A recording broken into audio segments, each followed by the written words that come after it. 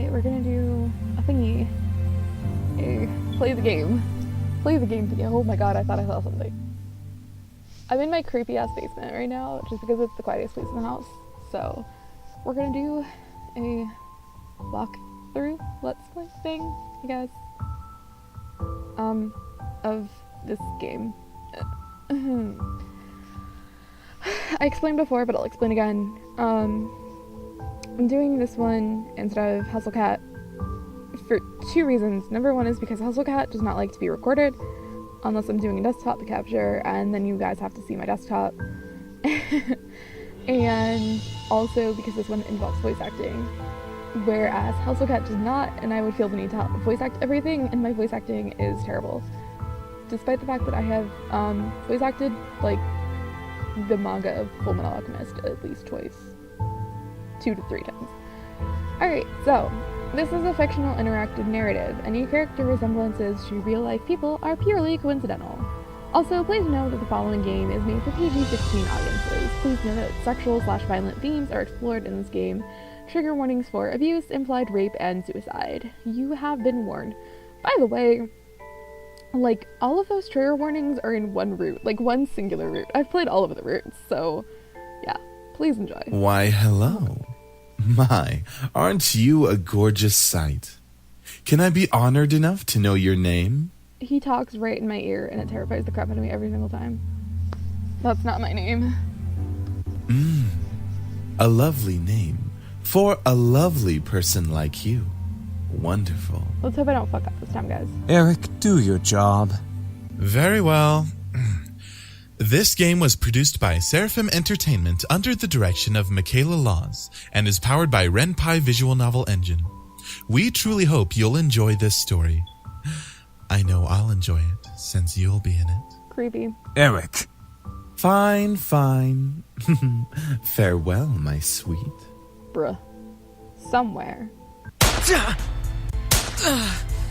Come on! Is that all you got? Wanna try me, asshole? Crap! Missed. Let's retreat for now. No kidding. Let's get out of here. That's right. You better run, you stupid punks! Stay out of our territory! Call it fate or call it coincidence. That one moment of violence started a chain of events I will never forget. Unless I become a lesbian. This formula, created in the 70s, is one of the most important in the field of financial theory. It is used to calculate the price of European-style options and is widely used by option marketers, though there are some discrepancies that are now corrected with the modern viewpoint. Give me a second. Okay, we're good. Rain. It's been a long time since we've gotten rain around here. But it is the season for rainy weather, so it's not exactly— How the fuck am I holding my pencil? What the shit is this? Sorry. So it's not exactly that surprising, except my pencil holding skills are weird. Personally, I love the sound of it. The way the raindrops fell, like the soft tapping of fingers. So soothing. Even looking at the droplets hit the glass of the window was strangely calming. That doesn't sound like it's written correctly. I don't know. Looking at the droplets hitting the glass, whatever. For this reason, I felt lucky for having a seat next to the window. Because I'm the main character, so I have to have anime main character seat. Though I did spend more time staring outside than I did paying attention in class. I'm like thinking about my high school for a minute, and we literally did not have window seats. The windows were like at the back of the classroom. You couldn't have a window seat because it was at the back of the— Anyway, the lectures in class were pretty boring. Mrs. Phillips' voice wasn't so soporific, it wasn't soporific, sorry, I'm not wearing my glasses, so I can't read. But I just wasn't interested in what she was saying. And since it was the period right before lunch, all I could think about was doing other things in my free time, like eating lunch. Honestly, I didn't really care much for economics. Sure, I had good grades in this class, but it was only because I read the textbook and did my assignments as I had to. I was only taking this class because it was mandatory. If it were up to me, I would probably have taken another course. Luckily, it was my senior year, so after this semester, it would mean the end of high school courses forever. Thank God for that. I didn't hate high school. It was just kind of mundane how the days drifted on as if there were no end to it. The only thing I really enjoyed about going to school was meeting my friends and hanging out with them, but that was kind of it. In short, I was done with high school. The start of second semester brought a note of finality to it. I had already applied to many universities in the semester prior, and I was expecting replies sometime in the next few months, which I'm concerned because, like, I feel like you should have your college picked out already. Maybe that's just me. Oh well. And it seemed like the start of something new. Something that would change. That is, things could change. I stared at the faint outline of raindrops in the distance. For now, I was stuck in this class. Miss Anderson. Fuck you! Mrs. Phillips's raised voice interrupted my train of thought. Just when I was thinking about class, I quickly turned my head to face the teacher. Hopefully she didn't pick me just because she noticed that I was spacing out. I can read, guys. This sounds really dumb. Yes, ma'am? Would you care to name the equation I set up on the blackboard? Oh, I think I read about that in the textbook last night. It should be the Black-Scholes model formula. Very good as always, Miss Anderson. Thanks, Anderson. It followed me wherever I went. Most people didn't really know me by my first name, but rather by my surname, which, by the way, my first name is a nickname, so who fucking knows? No doubt, since the surname was the trademark of the internationally famous and philanthropic Anderson Family Toys, and because the founder was my own grandfather. Suzu, one of my lesbians, turned around and proudly gave me a punch to the shoulder. Kick ass, girl. From beside me, I heard Naomi, another one of my lesbians, clearing her throat in obvious disapproval of Suzu's choice of words. She means good job. Miss Capini. Oi! Care to tell me who the creators of this formula were? Some guys named Black and Scholes. Fisher Black and Myron Scholes. Like, okay, I'll let Naomi slide. Like, her name's Naomi, alright? Like, yeah, Naomi's, like, it's not really a Western name, in my opinion. But, like, I'll let it slide. Like, I will let... But Suzu, are you fucking kidding me? Like, my daughter is named Suzu in, Sims, but that's because she's named after Suzu Fujibayashi. Literally, her name is Suzu Fujibayashi, because she's the daughter of Shina Fujibayashi, and my son, Jalal. His last name is actually Aryan, originally, because I married Kratos, who's his stepfather, but... My Sims game is fucked up. You would never believe it. Very good, Miss Patterson. Okay, but seriously though, like, Suzu's supposed to be Italian. Who the shit named their Italian daughter Suzu? Show off. Better study next time, Suzu. Be like us and study once in a while. Suzu rolled her eyes and slouched into her chair as Naomi gave her a small smirk. She always pouted when Naomi shut her up. That's the end of today's lecture. Now, let's separate into groups and work on your projects. Remember, everything is due on Monday. Go ahead now. Before I knew it, Suzu and Naomi had scooted their desks to align with mine. We turned into the Three Musketeers. Whenever the teacher let students decide on groups, we always grouped together in our little trio, because fuck other people. It was a sheer stroke of luck that we all managed to be in the same class, so we had to at least take the opportunity and stick together as much as we could. Besides, we were most comfortable around each other than, say, compared to being around any other classmate. It just made sense for us to put our heads together for any kind of project. I took out the poster we were working on and rolled it open onto the 3 desks. We were pretty much finished with fulfilling most of the guidelines for the project, so we did still have to add a few finishing touches here and there. After working on making the poster a bit prettier, we sat back and inspected our work to see what we still had to do.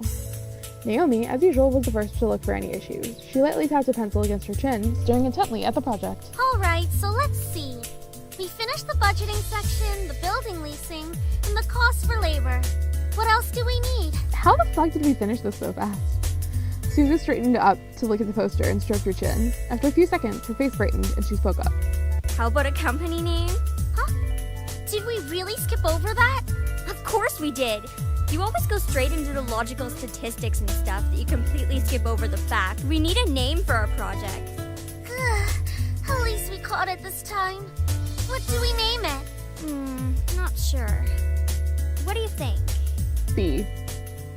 It always came down to me.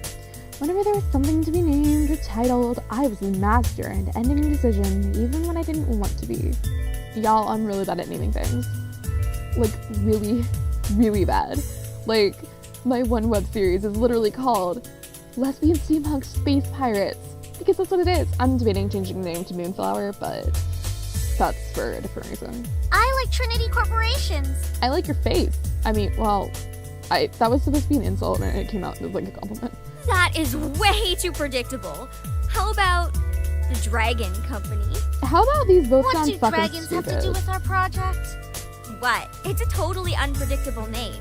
It's hot. Just like you, Naomi. But our company sells bubble gum. Who said we can't produce spicy bubble gum? What do you think? B. Yeah. What do you think? B. Both of them looked at me expectantly, even though I wasn't quite sure myself. I didn't really want to choose sides, but if it were up to me, I would say these both sound fucking stupid. Let's make Suzu like me. Booyah! Dragon Company it is! Alright, now that we've decided on a name, now what? We cry. As we ended our name game, a giggle scrambled my thoughts. Huh? Who was that? Ignore it, it's just Lisette. According to the thing, it was Lisa. I looked over my shoulder to see her laughing with her circle of friends, mostly comprised of popular people that were practically friends of everyone in the school. And as a result, everyone in the school knew them. In the center of it all was Lisette White. Lisette, I don't know. She sat with the posture that indicated she was still working, but that she also was ready to casually chat about her day. This sounds like really like a gay way of describing her. Like, she had an endearing balance of charismatic and awkward, which was readily apparent when she first talked to someone. Like, how gay does this sound? Like, it was easy to make her smile and laugh, and she was quite the comedian as well. Basically, she was perfect. Not that she was like a robot or something, but she was the student that everybody else wanted to be. Like, gay, why isn't Lisette like a romance option? Lisette was bright, easygoing, and above all, had her future laid out right in front of her. Unlike the average student, she knew what she wanted to do after high school, and as a result, she was confident and ambitious, though sometimes it could rub a lot of people the wrong way. Moreover, I had known her ever since I was young, but it had ultimately resulted in a rivalry that continued today. Because we're gay. Like, dude, we're rivals, we might as well be gay for each other. Of course, my friends knew what was between us, and upon seeing me glance at her, they shifted their attention to her. She doesn't even look like she's working, in my opinion. She probably is, but she's too much of a stuck-up priss to allow herself to look like she's actually doing work. Oh, come on, Suzu. She may be a little off-putting, but she's not the giant priss that you're making her seem to be. The day she isn't a priss is the day I turn into you. What's that supposed to mean? I love how I'm like, haha, stuck in you. Never mind. Never mind. It's about time. Let's bail. Unsurprisingly, Suzu was the first one out of the classroom, slinging her backpack over her shoulder with ease as she quickly strolled out the door. Her seat isn't even closest to the exit, and she always manages to be the first one out of the door. I don't think I'll ever understand that. Me and you both, Naomi. She gave me a smile, as if relieved by the fact that I felt the same way as she did. See? Why can't she just be normal like the two of us? It's Suzu, Naomi. Think about it. Very true. Man, you guys are slow. Are you coming or what? We heard you the first time. Not everyone has rocket boosters attached to their legs when the bell rings. Are you kidding me? That class was ridiculously boring. Even Miss Valedictorian here was dozing off a bit. I doubt I'm valedictorian. I do have to admit I was spacing out, and just because I answered one question doesn't automatically mean I'm automatically the valedictorian. Okay, so it wasn't too interesting. But you should at least pay attention when Phillips is talking about the important parts. So you finally admit it. We're finally on the same wavelength. Welcome to the club, Patterson. Please, don't call me by my last name. This isn't the classroom. And never in a million years will we ever see things eye to eye. Look, they're in love. This is gay. This is like gay. Oh my god. Despite this, they both burst out in laughter. Normally, anyone would think that opposites like them wouldn't ever associate with each other. But even though they were so different, their friendship somehow made a lot of sense because they're fucking lesbians.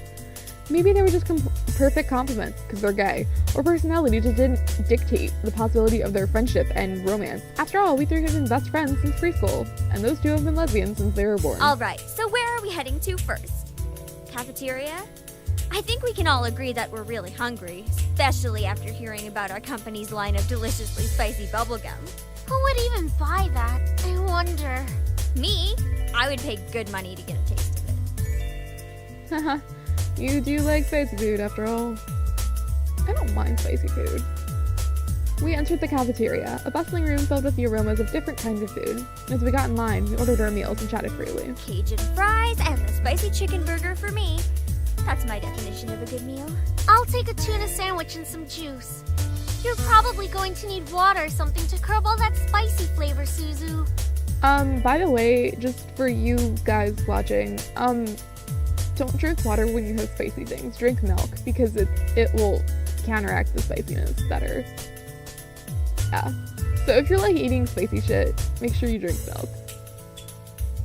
I can't be tamed by the likes of that. If it's spicy, then it's gotta be all or nothing. You're crazy! Hell yeah, I'm crazy. I'm a white person. Salt is a seasoning. I think I'm getting a migraine. I think I'll go with just mac and cheese and a soda. That sounds good. Once we got our food, we settled down at one of the empty tables, putting our backpacks aside to finally dig into the food.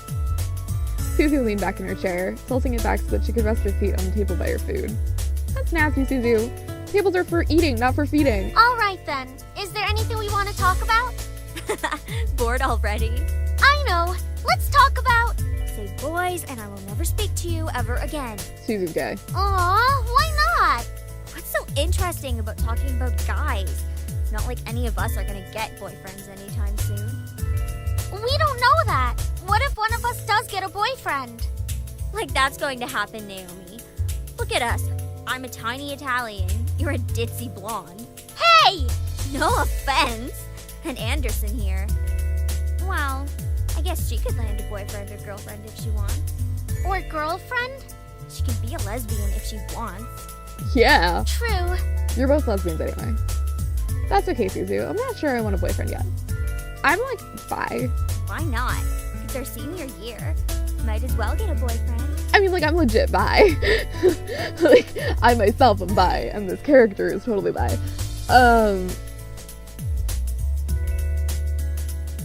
Dude, I didn't date anybody. I dated somebody in high school. That was my first ex. And then that was my first boyfriend. Then my first girlfriend was in college.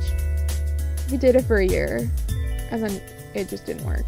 Maybe she's just not interested in a relationship, Suzu.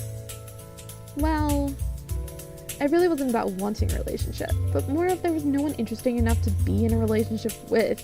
Because these two are so gay for each other, it's not like I stand a chance with them. Don't get me wrong, I'm an open person, but there were not many interesting guys in the school to go out with. And the girls are my two best friends and they're lesbians for each other. Who knows? Time will tell. Naomi looked at me, wanting to continue the conversation. However, before she could speak, the speakers in the cafe started up. An announcement echoed through the cafeteria. This is like a nice-ass cafeteria. What the shit? For like a high school? Like, look at this. Miss Anderson, please come to the main office immediately. Please bring your things with you. I mean, like, I assume I go to, like, some, like, private school. Like, you know what? I probably go to, like, some, like, rich people's school. Like, considering, like, Naomi's father's, like, a lawyer, and then, like, Suzu's family runs a casino and is maybe part of the mafia, and then, like, my family is, like, super rich. Like, I'm pretty sure we go to a rich people's school. Like, that's why it looks so nice. Also, I love that I'm, like, just referred to by Miss Anderson. Like, I am the only Anderson in the entire school. Oh my. Looks like our plans have been cut short. The men in white coats have finally come to get you. That's not funny, Suzu. Suzu, don't joke around. What if it's serious? Ah, fine. God, If something Suzu. happens, just call us. Be fucking, like, nice. Be fucking sensitive, Suzu. God. Funny enough, something did happen. And it was certainly no laughing matter.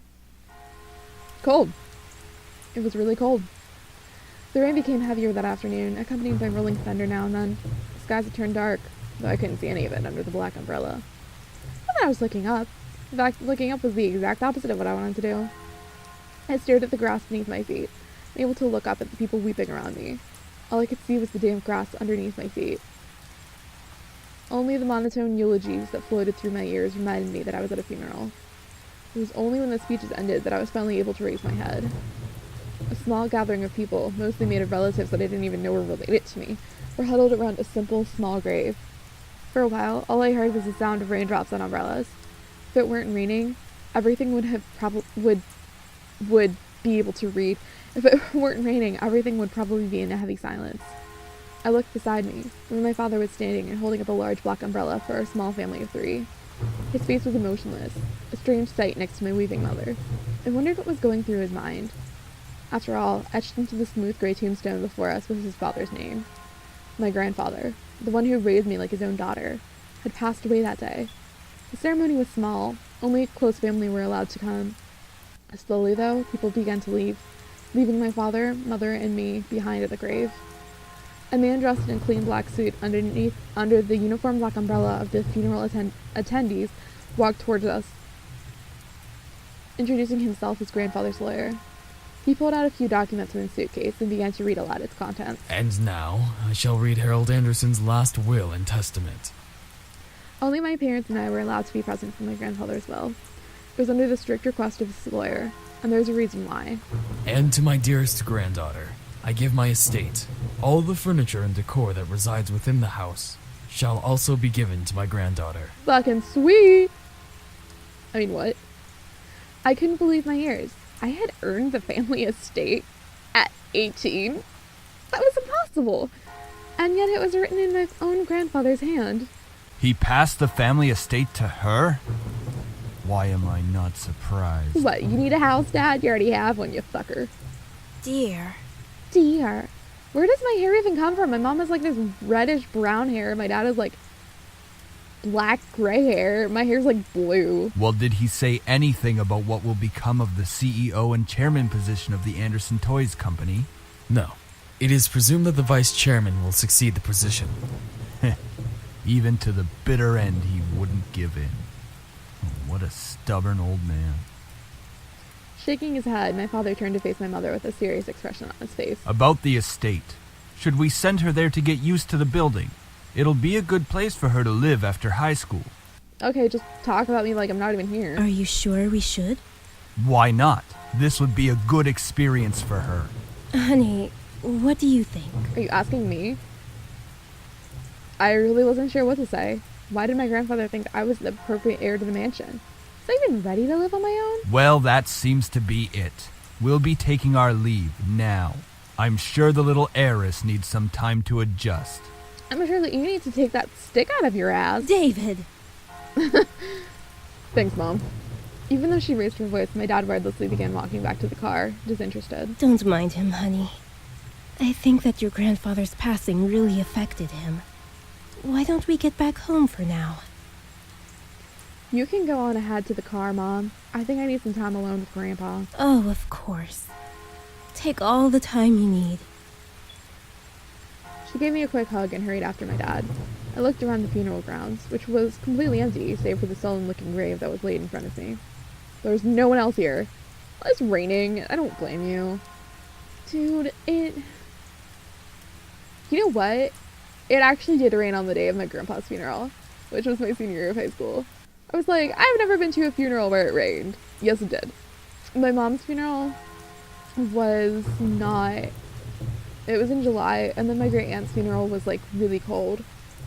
That's the only funerals I really remember going to. I also went to my other grandpa's funeral, like my mom's stepdad. Listen, point being, I've only been to one funeral where it rained that I can remember. I'm sure that if Grandpa were in charge of arranging all this, it would have been much different.